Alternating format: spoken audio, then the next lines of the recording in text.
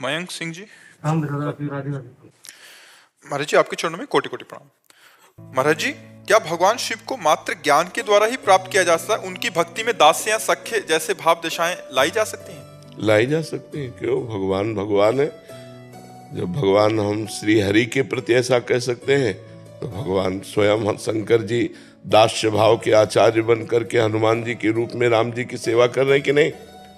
भगवान शंकर जी तो हैं, हनुमान जी के रूप में दास्य भाव की सेवा कर रहे हैं। श्री राम जी की प्रत्येक आज्ञा का पालन सिरोधार्य कर रहे हैं। तो राम जी रामेश्वर भगवान की स्थापना करके सेवा कर रहे हैं। भगवान शंकर को अपने स्वामी के रूप में देखें, अपने सखा के रूप में देखें, अपने प्रीतम के रूप में देखें, तो उसी भाव से हमें प्राप्त हो जाएंगे। हम जिस भाव से भगवान शंकर की आराधना करेंगे उस भाव से हमको प्राप्त हो जाएंगे। ये यथा माम प्रपद्यन्ते तास तथैव भजाम्यहम्, जो मुझे जैसे भाव से बजता है मैं उसको वैसे ही प्राप्त होता हूँ। पर प्रायः भगवान शंकर के प्रति माता पिता का भाव या स्वामी का भाव यही देखा गया है। प्रायः भगवान शिव को प्रियतम पति रूप में तो जगदम्बा जी ने भजन किया है और प्रायः सबने माता पिता और स्वामी के रूप में भजन किया है।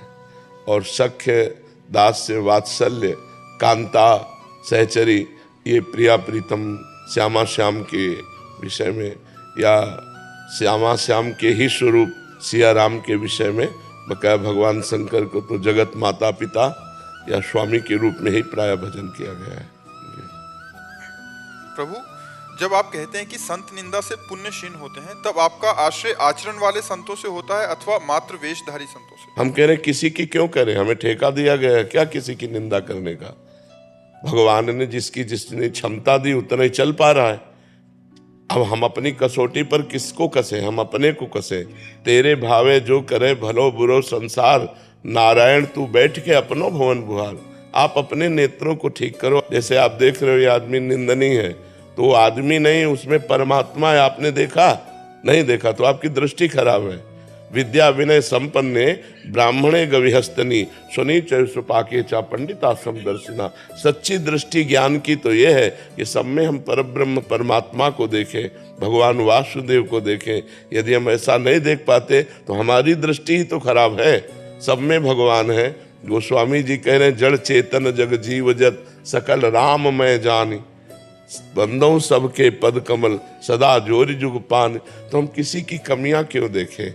और संत को कैसे पहचान सकते हो? बाहरी लक्षणों से क्या संत पहचाना जा सकता है क्या? उसकी आंतरिक स्थिति क्या क्या जानोगे आप? समझ रहे हो ना? बड़े बड़ों से धोखा हो जाता है।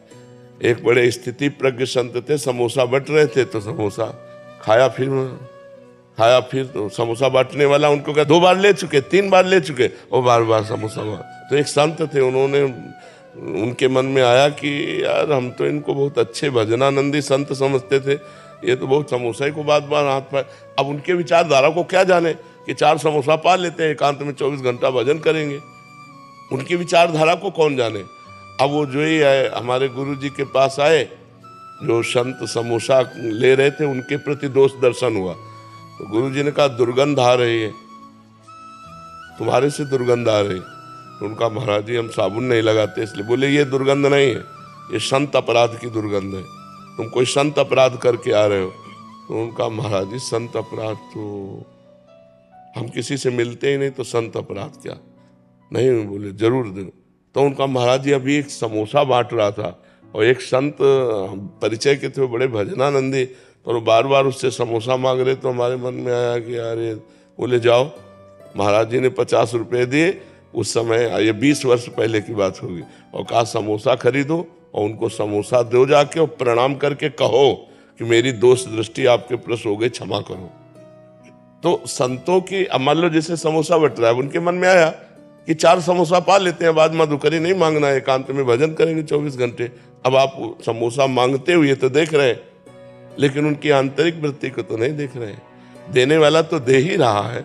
अगर वो अपमानित भी कर रहा है तो अपमान सहना संतों का स्वभाव होता है। फिर धक्का खा के फिर संतों की महिमा को केवल संत ही जान सकते हैं, बाहरी विचार से नहीं जाना जा सकता। हम स्वयं देखी हुई बात करें, स्वामी परमानंद जी ब्रह्मानंद में मगन रहते थे और जहाँ कोई बहू बिटिया ऐसे सब जाती है ना दर्शन करने, तो बिटिया तुम्हारे गाय है? बोले हाँ स्वामी। बोले रबड़ी बहुत दिन से नहीं पाया। और ब्रह्मानंद में ऐसे छके रहते कि वस्त्र का भी शरीर के ध्यान नहीं रहता। और अगर कोई बना के रबड़ी ले भी आया ना तो ऐसे छकते कहते आहा बहुत बड़े, अब पा ले बच्चा तुम पा ले। एक मुंह भी नहीं पाया। और अब देखने वाले सभा में लोग क्या समझते, और शरीर का भान नहीं है ऐसे महापुरुष शरीर का। तो हम संतों की बाहरी चेष्टा देख करके हो सकता है दोष दर्शन कर लें, तो हमें चाहिए कि हम आंतरिक भाव को जानने की चेष्टा करें। संत के बाहरी लक्षणों से नहीं जाना जा सकता। बाहरी लक्षण तो नाटक वाला भी बहुत बढ़िया साधुता का करता है, नहीं? जो नौटंकी नाटक ड्रामे में साधु का रोल करता है वो बढ़िया रोल कर लेता है ना, तो क्या रोल साधु होता है क्या? साधु तो स्थिति होती है, और जो स्थिति होती है वो नाटक नहीं करता है, वो बालवत उसकी चेष्टाएं होती है। जैसे बालक खेल रहा है स्वतंत्र रूप से, घरौंदा बनाया फिर बिगाड़ दिया, बैलगाड़ी जा रही बैठ के जा रहा काफी दूर फिर पैदल वापस आ रहा है, उसे पूछो क्यों पैदल वापस आना था तो गाड़ी में क्यों बैठ के गए? उसका कोई मतलब नहीं, खेल है, बच्चे हैं। ऐसे ही संत जो महापुरुष होते हैं उनका बालवत चेष्टा होती है, तो हम देख करके नहीं पहचान सकते। तो हम निंदा क्यों करें, सबको प्रणाम करें।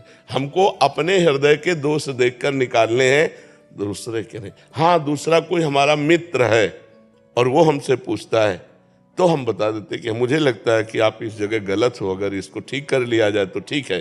वो भी सामने, उसके पीछे नहीं तो निंदा हो जाएगी। उससे कहो, डायरेक्ट उससे कहो, तब तो बात समझ। या तुम्हें किसी संत पर दोष दर्शन हो तो हिम्मत है तो डायरेक्ट बात करो, महाराज मैंने आपके प्रति दोष दर्शन किया, आप ये गलत कार्य कर रहे हैं, आप इसका उत्तर दीजिए कि ये गलत है या मेरी दृष्टि गलत है, तब तो बात सही मानी जाए। आप उसके पीछे उसकी निंदा करेंगे तो निंदा करने से आपके पुण्य नष्ट हो जाएंगे। पर निंदा के किए ते आवत नहीं कछु हाथ, मूर्ख पर्वत पाप को ले चल अपने साथ। उसका पाप का ढेर लेकर के चला जाता है, अपने पुण्य नष्ट कर देता है। तो काहे को अपनी जबान से गंदगी बोले, अच्छी बात बोले।